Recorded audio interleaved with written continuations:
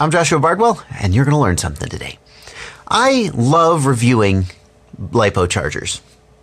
LiPo chargers aren't like sexy, like frames and motors, but what I like about LiPo chargers is it's really easy to make a value proposition for a LiPo charger. It costs so many dollars and it puts out so many watts, and it's basically, they fit really cleanly in my mind, and it's really easy to recommend the one that I think is the best. It makes my job as a reviewer really simple. And that's why this little product is so intriguing to me. This is the ToolkitRC M8, and on the surface it is a 300 watt LiPo charger for about 40 bucks, which all by itself would be a great value. But there's a lot more going on here under the hood than just a LiPo charger. And I can't wait to show you about it. Yeah, that's a phrase, right? Everybody says that.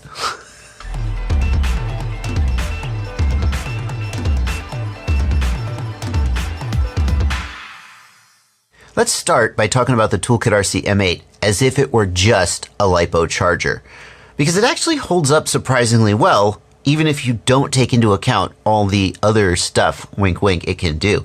More about that in a minute. And in order to do that, let's compare it to the ISDT Q6. Now this one here is a Q6 Plus. I believe the Plus means it has BATGO functionality, which doesn't have a darn thing to do about anything. But the ISDT Q6 is a 300 watt, 14 amp charger, and it costs about 60 bucks. This is a 300 watt, 15 amp charger, and it costs about 40 bucks. This one does up to 8S. This one does up to 6S. So this one wins. Okay, well, end of review. No. Because the ToolkitRC M8 has a lot more going on than just a charger.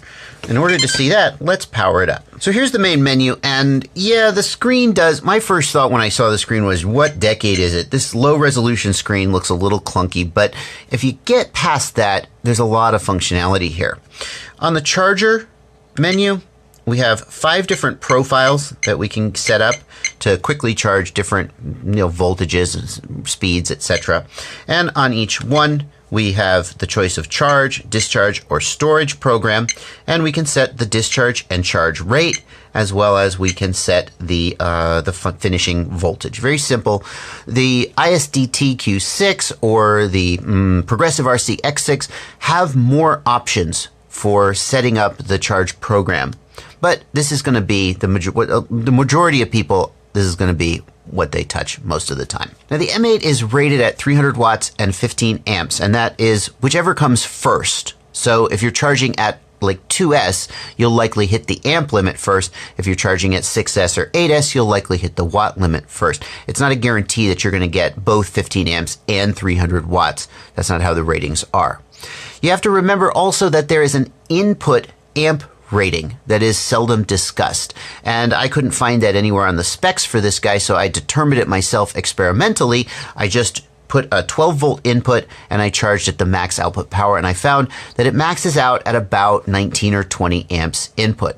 As a result, you will not get the full 15 amp output out of this guy if you're running off a 12 volts input power.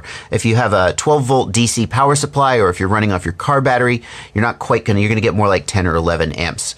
If you're running off a 24 volt or higher supply, or even something like an 18 volt supply, like a 5S pack, then you can get the full output power. And I wanted to stress test this a little bit, and obviously there's only so much I can do only having one of them, but I ran a full output charge into one of my parallel boards at the max power.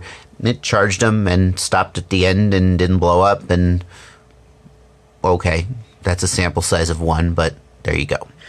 If we go to the measurer and the output, that's where the additional value for this device really come into play. So we'll look at the measurer, and one of the things we can measure is we can use it to measure battery voltage and internal resistance. So here, I've got a 3-cell pack over here. We'll plug it into the output side, or the measuring side, whatever. It is the output side, but we're not outputting at this exact moment. And we can measure voltage. Okay, so this is the world's slowest cell checker. One of the things I asked the guys at ToolkitRC to do is to set it up so if it's powered off and you plug in to this side, then it turns on and does a real quick cell check. Because right now, that's what you have to do to cell check. You would never use this primarily as a cell checker, but it does have a cell checker function. And you can also measure internal resistance. And that's kind of cool. If we go back to the voltage program, you'll see that there's also a balance option that will balance the cells so at whatever voltage they're currently at. Your charger, of course, also balances the cells at the end of its charge program. But if you have a pack that's severely out of balance and you just want to balance it real quick, this can do that. Oh, thank you. Now these three options here, S-Bus, PPM, and PWM, are pretty slick. What these will let you do is actually input an S-Bus signal. Right here on the side, there's a servo connector, and you can input an S-Bus signal and it will show the S-Bus outputs. How might this be useful? If you've got a flight controller and you're trying to get S-Bus working and it's just kind of not working, and you're like, well, is my receiver even working? You feed your receiver in here, and then you could just verify independently that it's actually outputting a valid signal.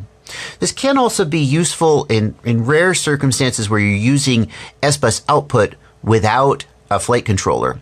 For example, you may be using an S-Bus receiver with an S-Bus decoder on a fixed wing that doesn't have flight controller. And at that point, how do you see what the S-Bus channel values are? This can do it. Now this guy can do S-Bus input. It can also show you PPM input and PWM input. I see. So for PWM, it's only going to show you one channel at a time, but it will show you basically like a little oscilloscope kind of. It can show you the actual cycle frequency and width. The output screen is one of the most exciting things I saw. What this lets it do is output, well, it can output PWM signal, so it's basically a servo tester, PPM or S-Bus signal. In other words, you can go in here and you can actually pick a channel and then send the channel some value by turning this up and down. You could use this to feed an S-Bus signal into your flight controller. I think that's I'm not sure what the point of that is, but it's kind of cool that it can do it. I always try and think of practical application for these things, and I kind of am having a hard time doing it. If you had a flight controller and you were trying to get S-Bus working and it wasn't working and you weren't sure your receiver was bad, you could test it with this, but wouldn't you just try swapping out a different receiver at that point? I probably would. But the one that excites me the most is the output power. What that does is it turns this guy into a DC power supply. People have asked me this. My charger, my LiPo charger, outputs controlled current and voltage, but it only does it if you're charging LiPos. Why couldn't I use my LiPo charger as a bench power supply? Nobody does that. Well, this is the first one I'm aware of that does that. Okay, so check this out. I got a quadcopter here, and I've got a cable made with the right connectors. Obviously, you might need to make that. We're going to plug this into the output side. And we've got this output set at 12 volts and 1 amp. Well, isn't that cute? Mavic Custom. Let's set to custom. We got profiles here. That's cute. Let's set it at 16 volts. That's approximately a 4S voltage. And we'll put a max of, we want to be safe here, so we'll kind of have a software-based smoke stopper with a max of, let's say, 1 amps. Now, start. How about that? And we're basically powering our quadcopter off of that. And if I zoom in here so you can see, we can actually see how many amps and how many watts it's pulling. So it's pulling 300 milliamps and 4.8 watts. And stop. I'm going to use this for binding.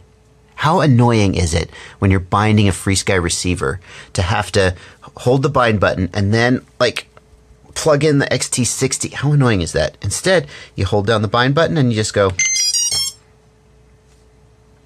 That's cute. It's like an on-off switch for your quad.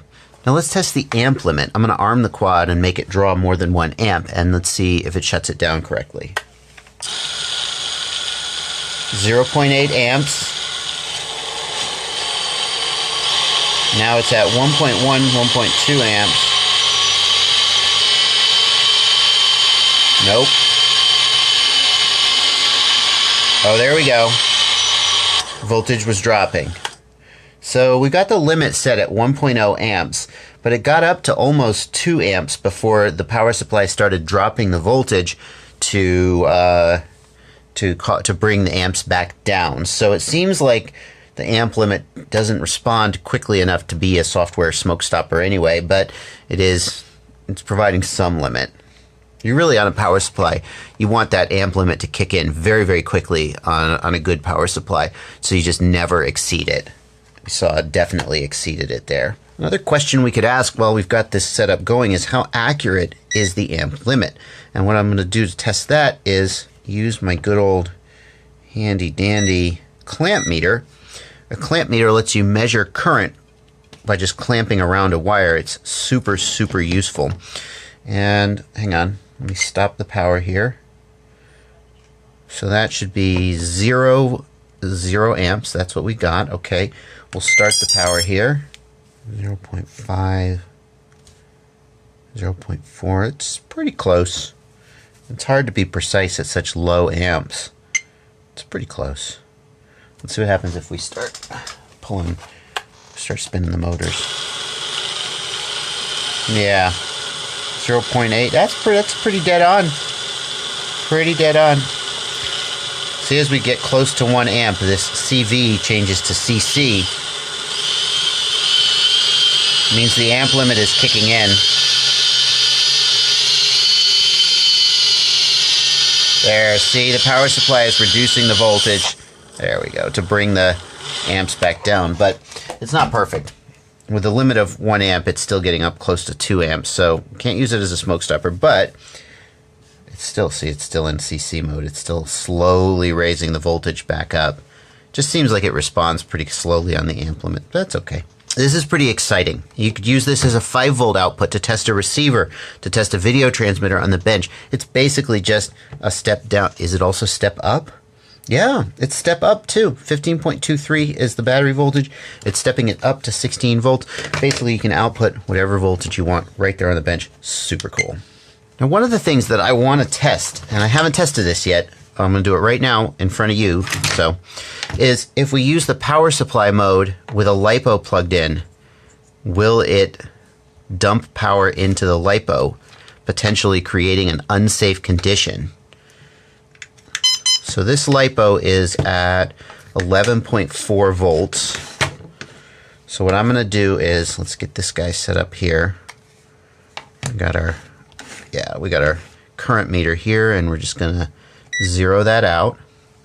And we're going to go to output mode, and we're going to set the power supply to 11.4 volts. Let's set it to, if we set it to 11.7 volts with a limit of, I just want to have there be a slight voltage difference and see if current will flow. The power supply, I'm not sure what the right thing to do there is.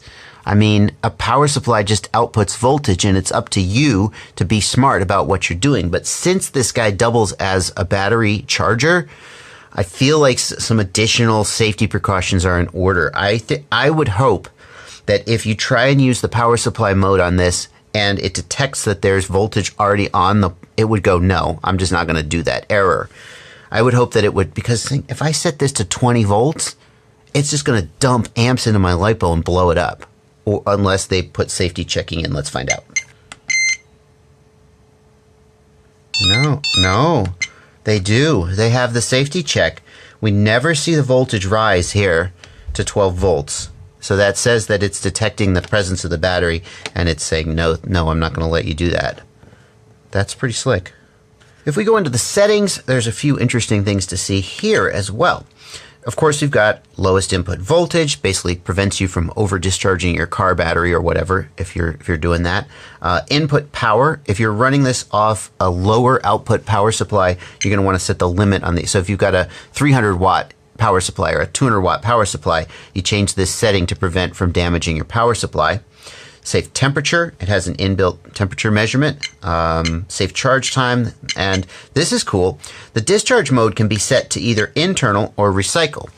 Internal means that it's got a small resistor bank inside itself. It runs power through the resistor bank. It converts battery power to heat, and the problem with that is number one, the fans blow like crazy, by the way. And when you're charging at full output, the fans blow like crazy. They're tiny little fans. You got to expect that from something like this. But the other disadvantage of the internal discharge is that it's really slow. The other way to do that is to take the power from the pack that you're discharging and dump it back into your charging pack. Now, you would only do this if you're charging off of like a 5S or 6S or maybe a car battery or something. If you're charging off a power supply, then obviously you can't just drive power back into it. Electricity doesn't work that way. Well, you can, but then you'll destroy it. But this is great because regenerative discharging is way faster. You can because you're not just turning the energy to heat, you can do it a lot faster. And the energy is not wasted. You put the energy back into a battery and it's not 100% efficient, but it's not wasted. And this guy does have recycle mode, does regenerative discharge. Will just charge back into the charging pattern. Only do this if you're using a battery, not a power supply though. There's one more thing that's worth checking, and that is how accurate this guy is. And in order to do that, well, first we'll take a reading. Here we've got 3.82, 3.82, and 3.82. Oh, well, that's going to be really easy. And then here we've got 11.46.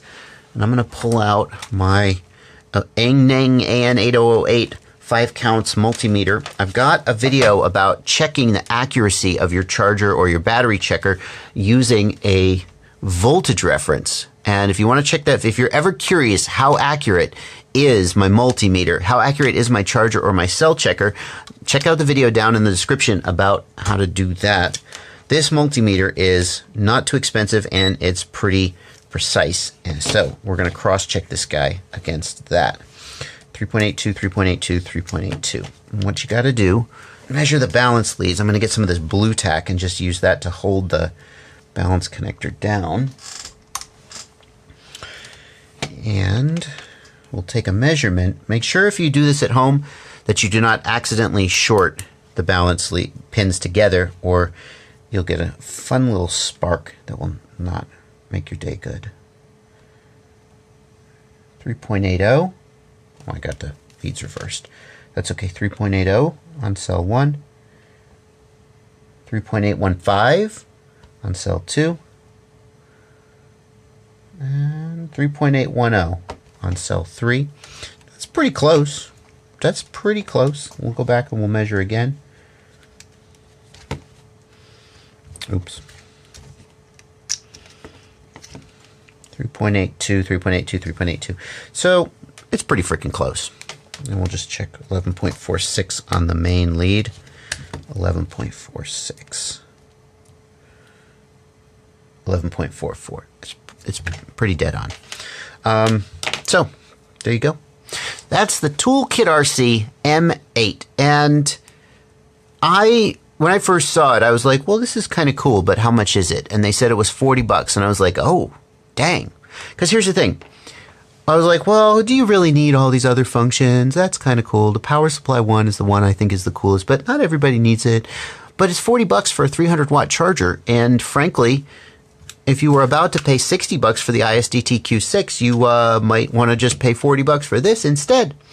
The only question that's outstanding that I cannot answer, because this is a new product from a not too established vendor. I've never heard of ToolkitRC before. They're actually, I think they're the same company as HobbyMate, who makes the HobbyMate D6 Duo, which is a pretty solid charger. So if anything, that's an endorsement. But the thing that we can't be sure about this is how durable is it going to be? What's the failure rate going to be, the defect rate, and how are they going to hold up in the field? And I can't speak to that, but I can say $40 for a 300-watt charger is pretty impressive, and it's worth taking a look at this. And the accuracy was also really good out of the box. So there you go. There are links down in the video description to vendors where you can get this. You can get it from Banggood. You can also get it from Race Day Quads and Get FPV at the time of this video. Maybe more will pick up as time goes on. It is currently only available for pre-order as of the day I'm releasing this video. It'll be going on sale, I think, around It's soon. It'll be going on sale soon, but you can go check it out. If you're in the United States, strongly recommend getting it from a vendor like Race Day Quads or Get FPV, because then if it does turn out that you get it and it craps out, they'll probably have your back. But at the end of the day, do what you got to do. Thank you guys so much for watching. Happy flying.